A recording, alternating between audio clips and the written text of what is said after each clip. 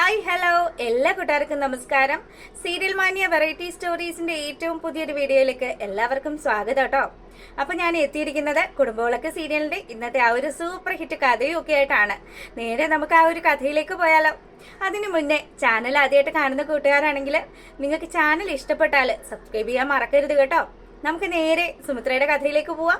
അങ്ങനെതാ അനിരുദ്ധാണെങ്കിൽ പ്രതീഷിനെ ജയിലിൽ പോയി കാണുകയാണ്. അപ്പൊ പ്രതീഷിന്റെ ആ ഒരു സംസാരത്തിൽ നിന്ന് തന്നെ അനിരുദ്ധിനാണെങ്കിൽ നല്ല രീതിയിൽ സങ്കടാവുകയാണ്. പ്രതീഷ് ഒരു ബന്ധവും ഇല്ലാത്ത പോലെ തന്നെ, ഏട്ടാ ഞാൻ ഇവിടുന്ന് പുറത്തിറങ്ങി കഴിഞ്ഞാല് ഏട്ടനാണല്ലോ ഏറ്റവും വലിയ പ്രശ്നം ഉണ്ടാവുന്നത്. എന്റെ സ്വരമോള് എന്റെ മോളെ ഏട്ടന്റെ മോളായിട്ടാണല്ലോ വളർത്തുന്നത്. അതുകൊണ്ട് തന്നെ ഞാൻ ജയിലിൽ നിന്ന് ഇറങ്ങിക്കഴിഞ്ഞാൽ അത് ഏറ്റവും അധികം ബാധിക്കുന്നത് ഏട്ടനെ തന്നെ ആയിരിക്കും. ആ ഒരു കാര്യം ഉള്ളത് കൊണ്ടല്ലേ ഏട്ടൻ എന്നെ പുറത്തിറങ്ങാനായിട്ടുള്ള വഴികൾ നോക്കാതെ ഇങ്ങനെ ലോക്കാക്കി ഇട്ടിരിക്കുന്നത് എന്നുള്ള കാര്യം പ്രതീഷ് അനിരുദ്ധിനോട് ചോദിക്കുകയാണ്. അപ്പൊ അനിരുദ്ധിനാണെങ്കിലും താൻ മനസ്സിൽ പോലും വിചാരിക്കാത്ത കാര്യങ്ങളാണ് പ്രതീഷ് പറയുന്നത്. അതുകൊണ്ട് തന്നെ പ്രതീഷ് നീ ഇങ്ങനെയൊന്നും പറയല്ലേ, നിന്നോട് ആരാണ് ഈ ഇല്ലാവല്ലായ്കയൊക്കെ പറഞ്ഞു തന്നത് എന്നുള്ള കാര്യമൊക്കെ ചോദിക്കുകയാണ്. അപ്പൊ പ്രതീഷ് പറയുന്നുണ്ട്, ഇല്ലാവല്ലായ്ക അല്ലല്ലോ, ഇപ്പൊ ഉള്ള കാര്യം തന്നെയാണ്. ഇനി മേലാൽ നിങ്ങൾ എന്നെ കാണാനായിട്ട് ഇങ്ങോട്ടേക്ക് വരണമെന്നില്ല. ഞാൻ എന്തായാലും പുറത്തിറങ്ങിയിരിക്കും. എന്നെ സഹായിക്കാനായിട്ട് വേറെയോ ആൾക്കാരുണ്ട് എന്നുള്ള കാര്യമൊക്കെ പറയുകയാണ്. ഞാൻ പുറത്തിറങ്ങി കഴിഞ്ഞാൽ ഏട്ടനെ ഞാൻ ഏട്ടന്റെ വീട്ടിൽ വന്ന് കാണും എന്നുള്ള ആ ഒരു കാര്യമൊക്കെ പറഞ്ഞുകൊണ്ട് പ്രതീഷ് വളരെ ദേഷ്യപ്പെട്ട് അങ്ങനെ അവിടുന്ന് പോവാണ്. അനിരുദ്ധിനാണെങ്കിൽ വലിയ സങ്കടമൊക്കെ ആയി. അപ്പം ആ ഒരു സീൻ കഴിയുമ്പോൾ നമ്മളെ കാണിക്കുന്നത് സുമിത്രയാണ് കേട്ടോ. സുമിത്രയാണെങ്കിൽ വളരെ വിഷമിച്ച് നിൽക്കുകയാണ്. തന്റെ ശീതളിന്റെ വിവരങ്ങളൊന്നും അറിയില്ല. അതുപോലെ തന്നെ അനിരുദ്ധിനെ കണ്ടെത്താനായിട്ട് നമ്മുടെ പൂജയുടെ അടുത്താണെങ്കിൽ കുറച്ച് കാര്യങ്ങളൊക്കെ ഏൽപ്പിച്ചായിരുന്നല്ലോ. പൂജയാണെങ്കിൽ വിളിച്ചിട്ട് ഫോണും എടുക്കുന്നില്ല. അങ്ങനെ വിഷമിച്ച് നിൽക്കുന്ന സുമിത്രയുടെ അടുത്തേക്ക് പൂജയുടെ കോള് വരികയാണ്. പൂജ വിളിച്ച പാടെ തന്നെ സുമിത്രയാണെങ്കിൽ കോൾ അറ്റൻഡ് ചെയ്തു. മോളെ നീ എന്താ അമ്മയെ വിളിക്കാതിരുന്നത് എന്നുള്ള കാര്യമൊക്കെ ചോദിക്കുകയാണ്. പൂജ പറയുന്നുണ്ട്, അമ്മ വിചാരിക്കുന്ന പോലെ അത് അനിയേട്ടനായിരുന്നില്ലമ്മേ. ഞാൻ അവിടെ എല്ലാം സെർച്ച് ചെയ്തു, പിന്നെ CCTV ഫുട്ടേജും ഒക്കെ പരിശോധിച്ചു. അതിലൊന്നും അനിയേട്ടന്റെ ഒരു പടം പോലും കാണാൻ പറ്റിയില്ല. മോളെ നീ അവിടെ പൂജാരിയോട് ചോദിച്ചായിരുന്നോ എന്ന് ചോദിക്കുകയാണ് സുമിത്ര. ഞാൻ പൂജാരിയെ കണ്ടും വിശദമായിട്ട് ചോദിച്ചു. പക്ഷെ ഇത്തവണ എന്റെ അമ്മയ്ക്ക് എന്തോ തെറ്റുപറ്റിയതാണ് മോളെ. അവൻ എവിടെയൊക്കെയോ ഉണ്ട്. എനിക്ക് അവനെ കണ്ടെത്തിയേ പറ്റുള്ളൂ. അമ്മ എന്തായാലും ഈശ്വരനെ വിളിച്ച് പ്രാർത്ഥിക്ക്, ഭഗവാൻ ഒരു വഴി കാണിച്ചു തരുമെന്നും പറഞ്ഞ് സുമിത്രയെ സമാധാനിപ്പിക്കുകയാണ് പൂജ. അങ്ങനെ സുമിത്ര ആ ഒരു കോള് കട്ട് ചെയ്തതും ഇരുന്ന് കരയാണ് കേട്ടോ. തന്റെ മക്കളെ കുറിച്ച് ആലോചിച്ചിട്ട് സുമിത്ര എന്ന് പറയുന്ന ആ ഒരു അമ്മയ്ക്ക് ഒരു മനസ്സമാധാനവും കിട്ടുന്നില്ല. അങ്ങനെ ആ ഒരു സീൻ കഴിയുമ്പോൾ നമ്മളെ കാണിക്കുന്നത് പങ്കജിനെയാണ്. അപ്പൊ പങ്കജാണെങ്കിൽ ദീപുവിനെ രഹസ്യമായിട്ട് കാണുകയാണ്. ദീപുവിനെ കണ്ടപാടെ ദീപുങ്ങളെ പൂജ ആ വീട്ടിലാണ്. അതുകൊണ്ട് തന്നെ അപ്പവും പൂജയും തമ്മിൽ അടുക്കാനുള്ള സാഹചര്യം വളരെ കൂടുതലാണ്. അങ്കിൾ അത് ബ്ലോക്ക് ചെയ്യാനുള്ള കാര്യങ്ങളൊക്കെ ചെയ്യുന്നില്ലേ എന്ന് ചോദിക്കുമ്പോൾ ദീപു പറയുന്നുണ്ട്, മോനെ ഉണ്ട ചോറിന് നന്ദിയുള്ളവനാണ് ഈ ദീപു. അതുകൊണ്ട് ദീപു മോനോട് കാശ് വാങ്ങിച്ചിട്ടുണ്ടെങ്കിൽ മോന് വേണ്ടിയിട്ട് പണിയെടുക്കാൻ തുടങ്ങിയിട്ടുണ്ട്. നീ അതുകൊണ്ട് ഒരിക്കലും ടെൻഷൻ ആവണ്ട. 2 ദിവസത്തിനുള്ളിൽ രണ്ടിനെ 2 വഴിക്കാക്കി ഞാൻ തരാന്ന് പറയാണ്. അപ്പൊ ഈ വാക്കുകളൊക്കെ കേൾക്കുമ്പോൾ നമ്മുടെ പങ്കജിന് ഭയങ്കര സന്തോഷമായിട്ടോ. പങ്കജ് പറയാണ്, അങ്ങനെയൊക്കെ ആണെങ്കിൽ കൊള്ളാം. എന്തായാലും മോനെ അങ്കിളിന് കുറച്ചുകൂടെ പൈസ താടാ. നീ അന്ന് തന്ന പൈസക്കുള്ള പണിയൊക്കെ ഈ അങ്കിൾ എടുത്തു. അതുകൊണ്ട് കുറച്ച് പൈസയും കൂടെ തന്നാൽ വലിയ ഉപകാരമായിരിക്കും എന്ന് പറയുമ്പോൾ ദീപുവിന്റെ കയ്യിലേക്ക് ഒരു കെട്ട് നോട്ടങ്ങ് എടുത്ത് വെച്ചു കൊടുക്കുകയാണ് നമ്മുടെ പങ്കജ്. പങ്കജ് ഇങ്ങനെ കാശ് കൊടുത്തതും ദീപു ആണെങ്കിൽ ദേ 2 ദിവസം, ആ 2 ദിവസത്തിനുള്ളിൽ രണ്ടിനെ 2 വഴിയിൽ ഞാൻ ആക്കിയിട്ട് എന്റെ മോനെ വിളിച്ചോളാന്നും പറഞ്ഞ് വളരെ ഹാപ്പിയാക്കി പങ്കജിനെ യാത്രയൊക്കെയാണ് ദീപു. അപ്പൊ ദീപുവിന്റെ ആ ഒരു കൊലച്ചിരി സ്വന്തം മകനെ ചതിച്ചുകൊണ്ടാണ് ഇപ്പം ഇങ്ങനെയൊക്കെ ചെയ്യുന്നത്. അപ്പൊ ദീപു ഇങ്ങനെ ആലോചിക്കുന്നുണ്ട് കേട്ടോ. പൂജ ശരിക്കും പൈസക്കാരന്റെ മകളാണ്. അതുകൊണ്ട് തന്നെ പൂജ ജീവിക്കേണ്ടതും പൈസയുള്ള ആൾക്കാരോടൊപ്പമാണ്.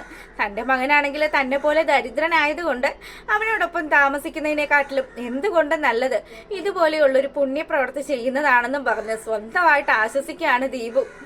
അപ്പൊ അതൊക്കെ കഴിയുമ്പോഴത്തേക്കിനും നമ്മളെ കാണിക്കുന്നതെന്ന് പറഞ്ഞാല് രഞ്ജിതയും കെട്ടിയവനും കൂടെ നല്ല പൊരിഞ്ഞ ഉറക്കമാണ്. അപ്പോഴാണ് ഭയങ്കര മണിയടിയും അതുപോലെ തന്നെ എന്തൊക്കെയോ ചന്ദനത്തിരികളുടെയൊക്കെ സ്മെല്ലും ഒക്കെ വരുന്നത്. അരവിന്ദനാണെങ്കിൽ ചേട്ടാ ഇത് എന്ത് കഷ്ടമാണ്, ഇതാർക്കാ ഈ പട്ടപ്പാതിരാത്രിക്ക് ഉറക്കമില്ലാത്തതെന്ന് പറഞ്ഞ് ചാടി എഴുന്നേക്കുമ്പം രഞ്ജിതയും അങ്ങ് എഴുന്നേക്കുകയാണ്. രഞ്ജിത പറയുന്നുണ്ട്, എന്റെ അരവിന്ദേട്ടാ ഇത് ആരാണ്? ആരാവാനാണ്? ആ സുമിത്ര തന്നെ ആയിരിക്കും. അവളുടെ ഒരു മണിയടിയെന്നും പറഞ്ഞ് രണ്ടുപേരും ചാടി വെളിയിൽ ഇറങ്ങുകയാണ്. ഇറങ്ങിയ പാടെ പോയി നോക്കുമ്പോൾ കാണുന്നത് സുമിത്ര അതാ രാവിലെ ആയല്ലോ. അപ്പൊ അതുകൊണ്ട് തന്നെ പൂജാമുറിയിൽ വിളക്കൊക്കെ വെച്ചിട്ട് അവൾ അവിടെ നിന്ന് മണിയടിക്കുകയാണ്. ഈ മണിയടി ശബ്ദമാണ് രണ്ടിന്റെയും കാതുകളിൽ മുഴങ്ങി ഉറക്കമൊക്കെ നഷ്ടപ്പെട്ട അവസ്ഥയിൽ ഇതാ ഇങ്ങനെ നിൽക്കുന്നതും. അങ്ങനെ രഞ്ജിത ചോദിക്കുന്നുണ്ട്, സുമിത്ര നീ അത് നിർത്തുന്നുണ്ടോ? അതെ, ഇത് എന്റെ വീടാണ്. ഞാൻ പറയുന്ന സമയത്ത് മാത്രമേ ഇവിടെ ഓരോ കാര്യങ്ങളും ചെയ്യാവുള്ളൂ. എന്റെയും എന്റെ കെട്ടിയോന്റെയും ഉറക്കം കളഞ്ഞിട്ടാണോ നീ ഇതുപോലെയുള്ള തെമ്മാടിത്തരമൊക്കെ കാണിക്കുന്നതെന്ന് ചോദിക്കുമ്പോൾ അതെ, സുമിത്രയുടെ ശീലങ്ങളൊന്നും മാറ്റാനായിട്ട് തയ്യാറല്ല രഞ്ജിത വിചാരിക്കുന്നത് പോലെയൊന്നും അല്ല കാര്യങ്ങള്. ഞാൻ രാവിലെ എഴുന്നേക്കുന്ന സമയത്ത് ഭഗവാന് തിരിതെളിയിച്ചുകൊണ്ടാണ് എൻ്റെ ഒരു ദിവസം തുടങ്ങുന്നത്. അതുകൊണ്ട് നീ ആ കാര്യം ഒന്ന് ചിന്തിച്ചു വെച്ചാൽ നല്ലതായിരിക്കും. പിന്നെ ഇടക്കൊക്കെ ഒന്ന് വെളുപ്പിനെയൊക്കെ എഴുന്നേക്കുന്നതൊക്കെ ആരോഗ്യത്തിന് നല്ലതാണ്. ഇത് കേട്ട അരവിന്ദൻ പറയുന്നുണ്ട്, അല്ല ഇത് എല്ലാ ദിവസവും ഏത് സമയമാകുമ്പോൾ നടക്കുന്ന കർമ്മമാണ്, എല്ലാ ദിവസവും പുലർച്ചെ നടക്കുന്ന സംഭവമാണ്. വേണമെങ്കിൽ നിങ്ങളും ഒന്ന് പങ്കെടുത്തോ, കുറച്ച് ഭക്തിയൊക്കെ നല്ലതാണെന്നും പറഞ്ഞ് സുമിത്ര അവിടെ നിന്ന് അങ്ങ് പോവാട്ടോ.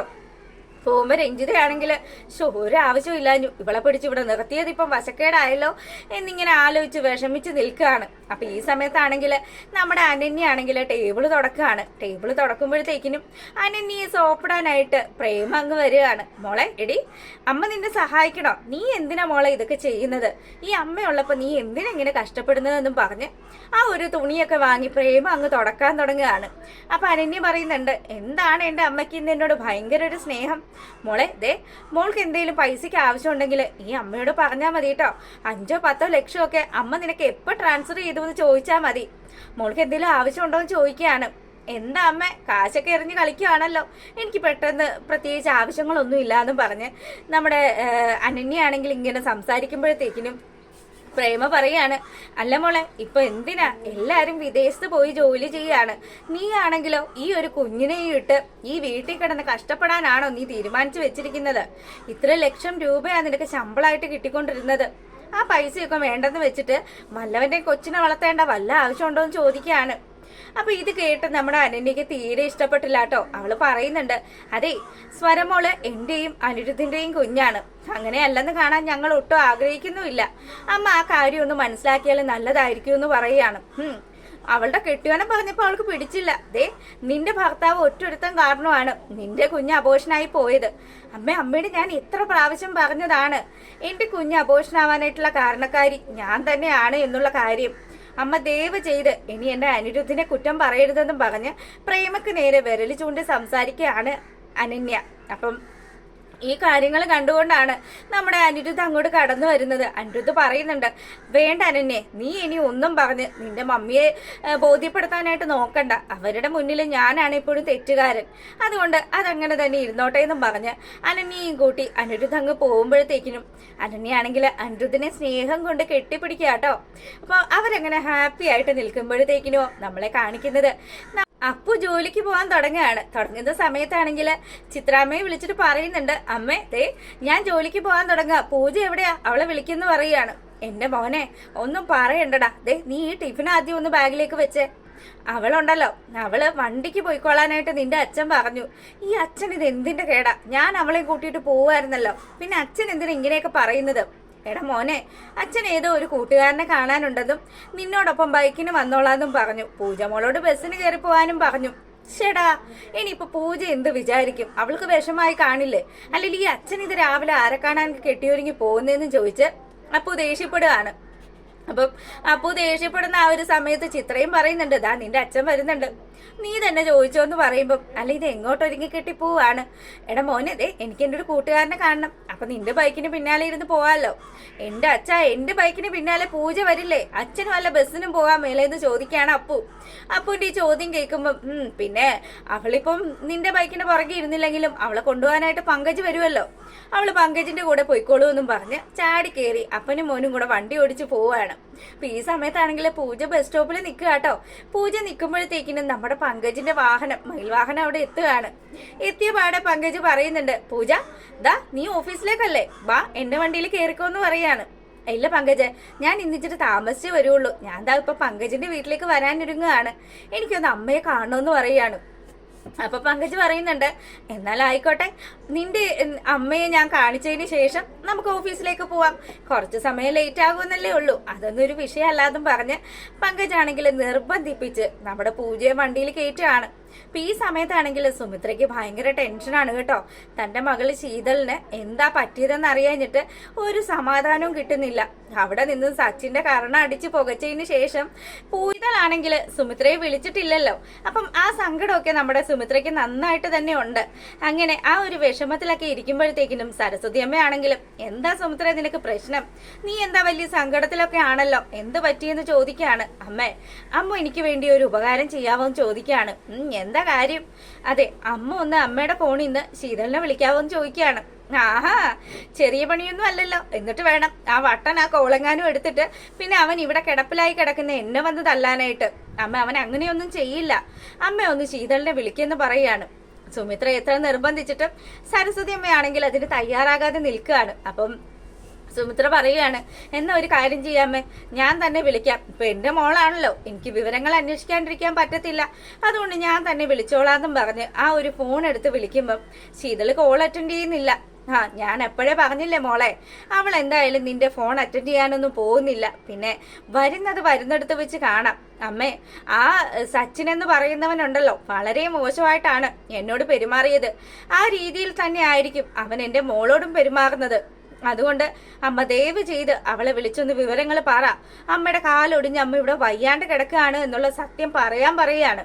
അപ്പൊ സുമിത്ര ഇത്രയൊക്കെ പറയുമ്പം സരസ്വതി അമ്മ പറയാണ്, ശരിയാണ്, എന്റെ കാലൊടിഞ്ഞ് ഞാൻ ദാ ഇവിടെ ചാകാൻ കിടക്കുകയാണെന്ന് പറഞ്ഞാൽ പോലും അവനാണെങ്കിൽ നിന്റെ മോളെ ഇങ്ങോട്ട് വിടാനൊന്നും പോകുന്നില്ല. പിന്നെ അവനറിയാം നീയും അതുപോലെ തന്നെ ഞാനും ഒക്കെ എന്തെങ്കിലും കള്ളത്തരം പറഞ്ഞ് ശീതളിനെ കാണാൻ വേണ്ടിയിട്ട് വിളിക്കുവാണ് എന്നുള്ള കാര്യം. അതുകൊണ്ട് ഇനി ഞാൻ ഇതിന്റെ പിന്നാലെ ഒന്നും നടക്കാനില്ലെന്നും പറഞ്ഞു സരസ്വതി അമ്മയാണെങ്കിൽ ഇങ്ങനെ ഒച്ചപ്പാടുണ്ടാക്കുകയാണ്.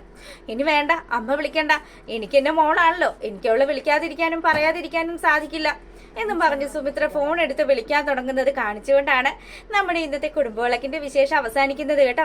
അപ്പം എല്ലാ കൂട്ടുകാർക്കും നല്ലൊരു ദിവസമൊക്കെ ആശംസിച്ചുകൊണ്ട് എന്റെ ചെക്കൻ ഇവിടെ